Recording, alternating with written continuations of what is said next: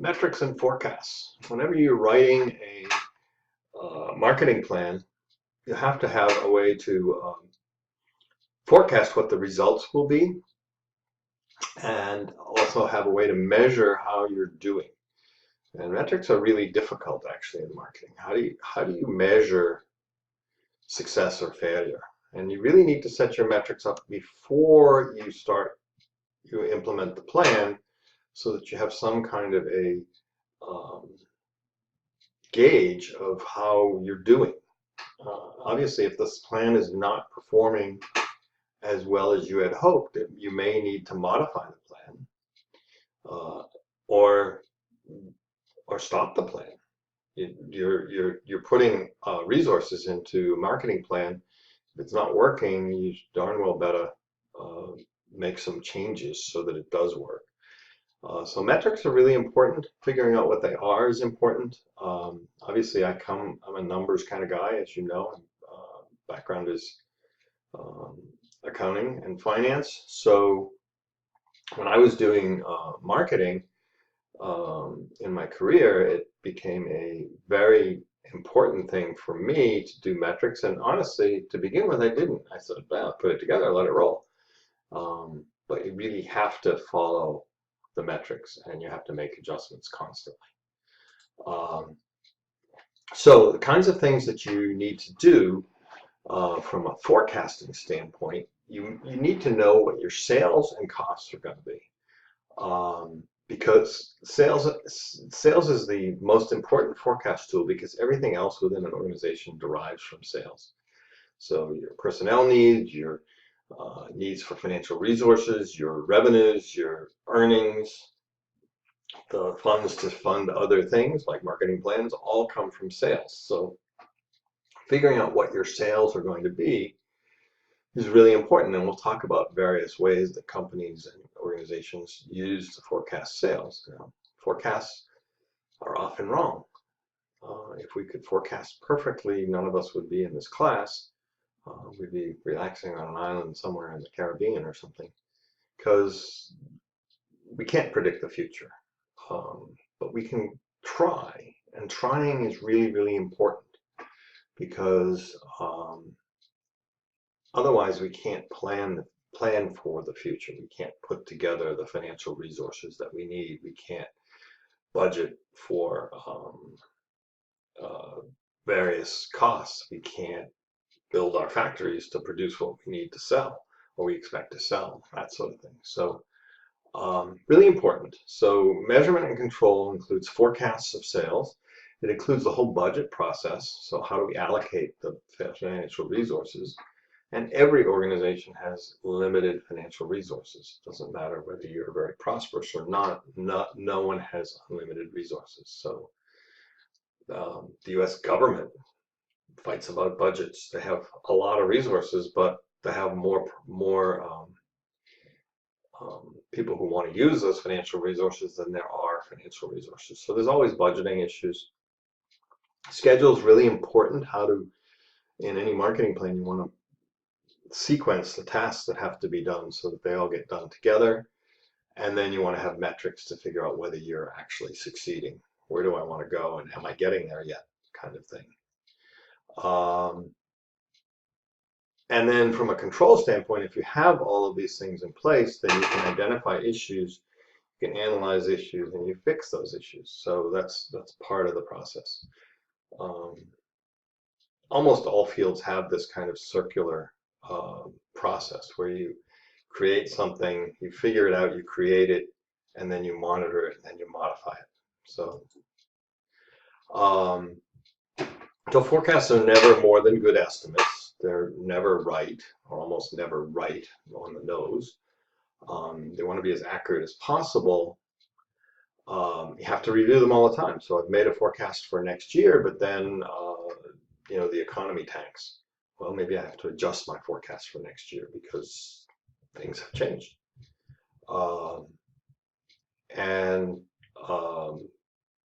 Remember, when you're doing forecasts for marketing plan, if you've got this marvelous marketing plan that you think is going to affect future sales in a positive way, then you should include the ideas um, your predictions of how successful your marketing plan is going to be. If you're on a simple scale, if you're a retailer, let's say, and you decide to run a huge promotion, a sale, one would expect that your sales will rise if you run a sale um, or a promotion.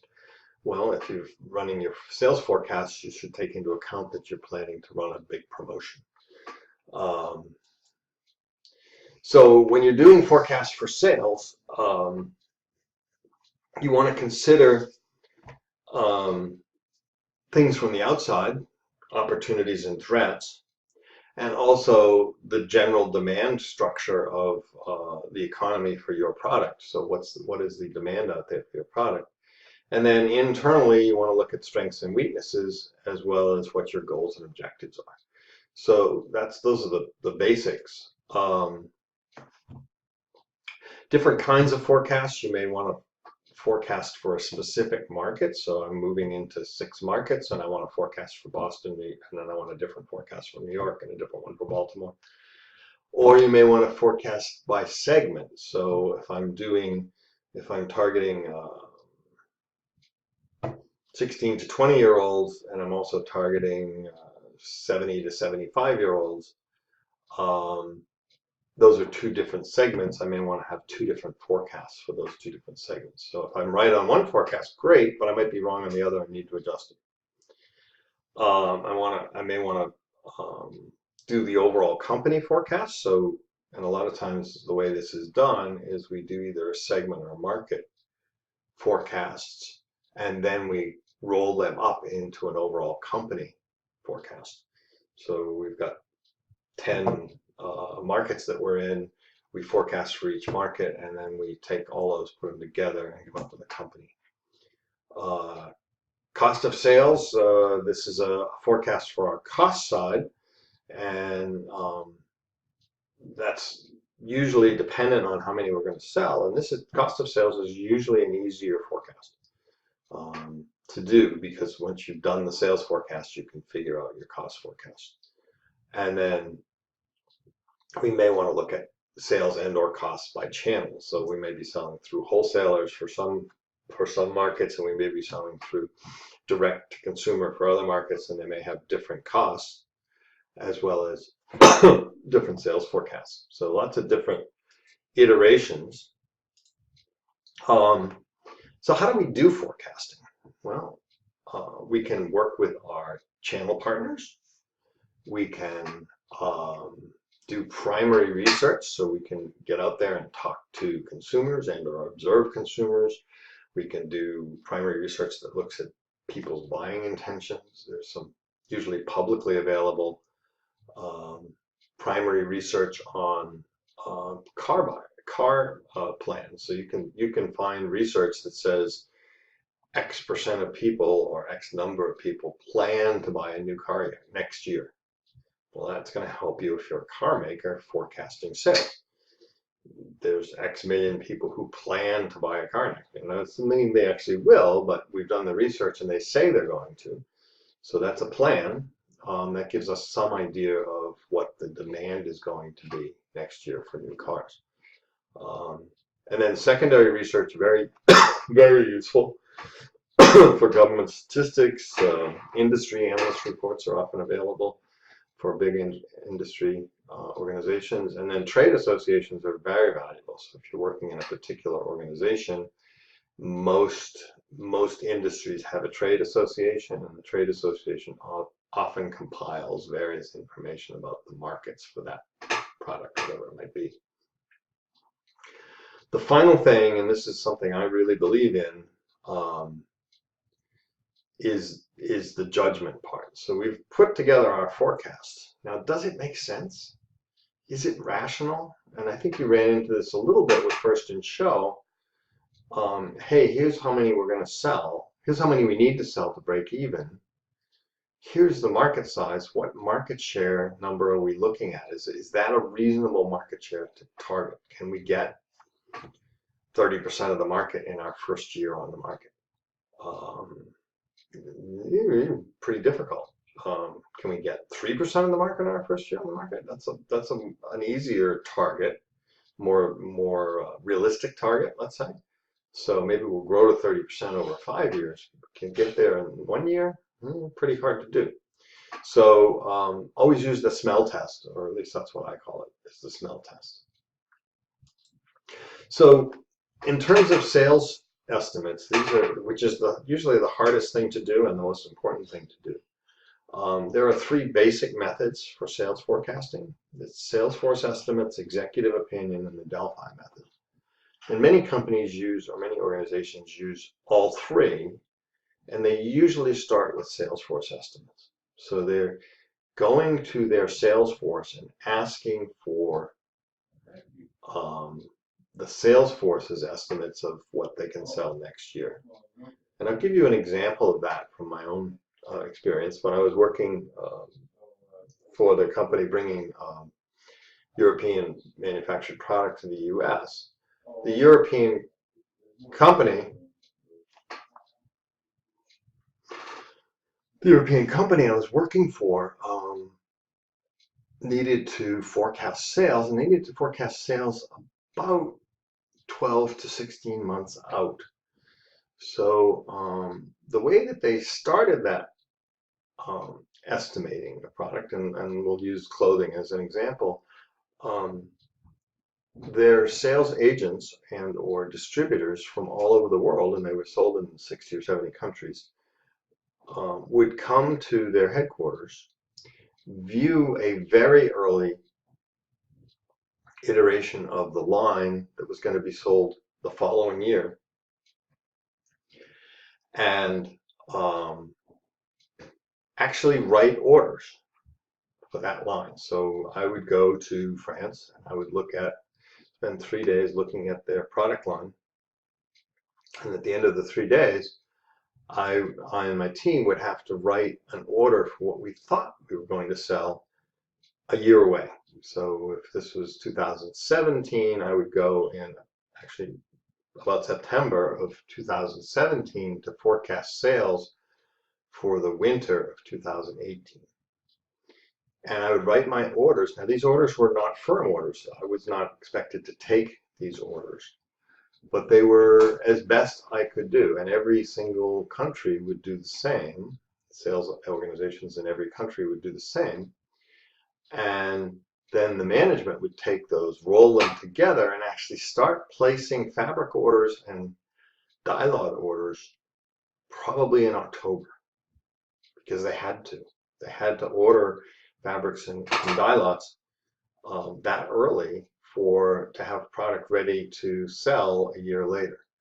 So that was what they did, and then that would be followed up by a second meeting with key customers, usually in November, with more complete samples. So they would have eliminated product that the Salesforce said that's not a good product, it's not going to sell.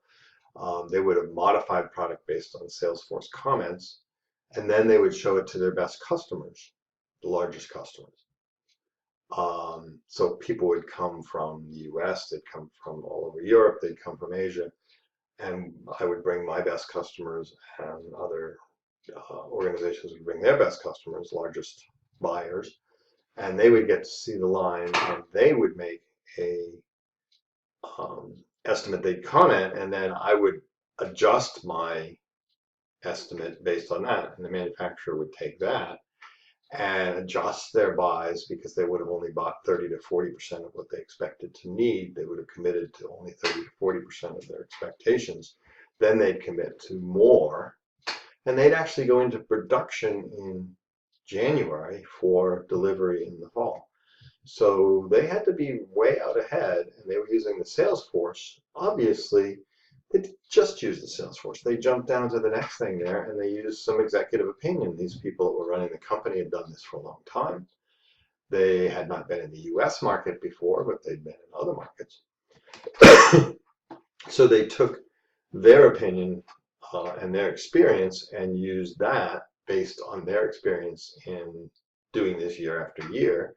And then they would also go outside to experts. And an example of this is almost all clothing manufacturers use color forecasters. And color forecasters forecast color trends out 2 to 3 years. So what you're going to see on the racks in a clothing store 2 to 3 years from now, somebody made a forecast that this was going to be a hot color 2 or 3 years from now.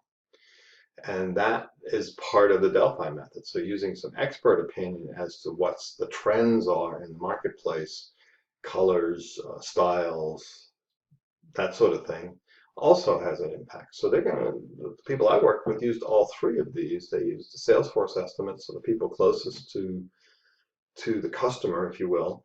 Then they used executive opinion because they had experience, and then they also brought in outside experts for certain areas of their forecasting. So complex, but you got to get it right. And when you think about manufacturing, you're making plans long before the product hits the market. And this is true in all manufacturing. If you're bringing out a really small fuel efficient car right now and gas is cheap, you're probably not timing the market very well. And maybe your forecasts that you made 4 years ago when you started designing this car were wrong. You forecast lots of demand for small fuel efficient cars, and the consumer is buying larger, less fuel efficient cars at the moment. So, forecasts can be wrong. So new products are much harder because you don't have any history. It's hard for people to forecast the sales of new products. You can look at other products that you've launched or product introductions you've done. You can also do test markets. The First in Show was sort of a test market. We were just going into one market, the Boston market. And then if that was successful, we'd go to other markets. Test markets are used a lot by large marketers, whether they're McDonald's testing a new sandwich or a new food, or supermarkets testing a new format or layout. Generally, our test markets are usually done in isolated media markets. So places where the media from that market doesn't bleed to other markets. So Buffalo, New York is a favorite test market. Bangor has actually been a test market for some products because the television, radio, and newspapers in Bangor really don't go outside the region. So when we do our marketing test market, we can do our TV ads and everything and only offer the product in the Bangor marketplace. And people in Massachusetts are not going to be looking for the product because they're not seeing the communication. So focus groups, another very powerful method of forecasting for new products. Focus groups are gathering a group of potential consumers and asking them about either marketing plans, so showing them ads and seeing what they think of them, and or products. So what would they buy this product, and what would they use it for, and how many would they buy, and that sort of thing. You can look at somewhat similar products and see how they did, and generally the best advice for forecasting new products is be conservative. You might hit a home run, but if you plan for a home run and you only hit a single, you've got a real problem because you've got lots of inventory, lots of product that you can't sell. And that's usually going to doom the product going forward. So definitely be conservative. It's better to under forecast than over forecast in most circumstances. So once we've got our forecast, then we need to put together a budget for the marketing plan. And there are 4 basic methods that companies use, and they can be modified slightly one way or the other, but these 4 methods pretty much cover the landscape for ways to budget for marketing plans. Affordability, percentage of sales, comparative parity, and objective and task. And each one of these has some positive features and some negative features. So none of them is perfect. And let's just talk about them. So affordability budgeting says, hey, let's budget for what we can afford. So we think we're going to do this amount of sales. We think we're going to have this amount of dollars available. Let's use that to set our budget. And then when we've got that budget, we can decide how we're going to expend the money within the marketing plan. So that's an affordability budget. A lot of startups use that kind of method, and some ongoing operations do that. It's generally got some real problems because it doesn't allow for long-term investment in a marketing plan. So if you're doing affordability budgeting, um, you're probably going to have trouble with the launch because you usually have to spend more than you can afford based on sales projections early in a marketing plan, in the early years of a marketing plan, to get the product off the ground, and then the payback comes maybe a little bit later. So that's a problem with affordability budgeting. But it's obviously you can only do what you can afford, right? So it's got some advantages. Percentage of sales budgeting is the most common um, method of budgeting for marketing. It has some significant problems, but it has some advantages too. So we're going to say we're going to spend 3% of our projected sales on marketing. If sales go up, we can spend more. If sales go down, we spend less. Accountants, the bean counters, love this. They can control marketing budgets and they know exactly what's going to be spent, and they can do all their other budgeting around this percentage of sales budgeting, and it turns marketing into a variable cost, which is much easier to deal with than having it be a fixed cost. So we're going to spend 3% of sales on marketing. I'm comfortable with that as an accountant. The problem with that is that it doesn't really work very well in the real world. It makes sales the source of marketing funding, and therefore when sales fall, we have to lower our marketing budget. Well, what does that do? If sales fall, we lower the marketing budget. Sales fall some more because we're not communicating. So then we have to lower the marketing budget again, and that sounds like a spiral to me. So a lot of times when sales fall, when you have an economic event, it can be, you may want to do the exact opposite. You may want to raise your marketing budget even though sales are falling. There are opportunities when you have declining markets because your competitors are struggling and maybe they're cutting their marketing budgets, and we can increase ours and grab market share. Percentage of sales budgeting will let you do that. So that's a problem with that, but it's very easy to do, and it's very easy to set up. And as I said, the bean counters really like it because it makes their life easier. It doesn't necessarily work, but it makes their life easier. Parity budgeting. Big oligarchic industries often use parity budgeting. We want to spend what our competitors spend. So we're in a market, there's 3 companies in the market that control 80% of the sales and 90% of the sales. My competitor's spending X, I'm going to spend X. That way we keep our market shares, presumably if our marketing is effective, we keep our market shares similar. We don't tread on each other's toes, and we manage to grow with the market. So it gets used in large industries. I mean, if you watch Chevy and Ford truck ads on television, you'll see that they're doing something that's very close to comparative parity budgeting. If Chevy's on this often, then Ford probably is too. So they're definitely doing some of that. The disadvantages, it doesn't allow for adjustments to meet specific marketing objectives. Obviously, if we're introducing a new product or we have some advantage in our product, we're not going to necessarily meet that by just doing what our competitor does. And it ignores the differences between companies as well. But gets used in a few industries, and it's fairly common there.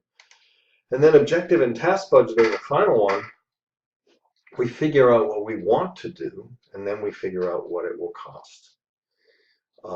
The advantage of this is that we actually are doing the marketing plan without a cost look to begin with, saying this is what we need to do. We need to reach this many people. We need to communicate this. We need to have this be the price. We need whatever it is. We've done a good job of putting together a plan. Now we see what it costs. The problem with objective and task So our objective is to grow the brand, the product 10% this year. The tasks needed to do that are this. The tasks cost X. That's objective and task. Disadvantage is it may be more than we can afford. So that's the problem with objective and task budgeting. And finally, scheduling. Within a marketing plan, scheduling, we're trying to put together a plan so that we execute it properly. So we want to have it time defined. We want to know what has to be done before we start the next thing. We need to be very clear about that so that it actually gets implemented properly. So the plan should be pretty clear. We're going to, month 1 we're going to do this, month 2 we're going to do that, month 3 we're going to do the other thing, whatever those things are.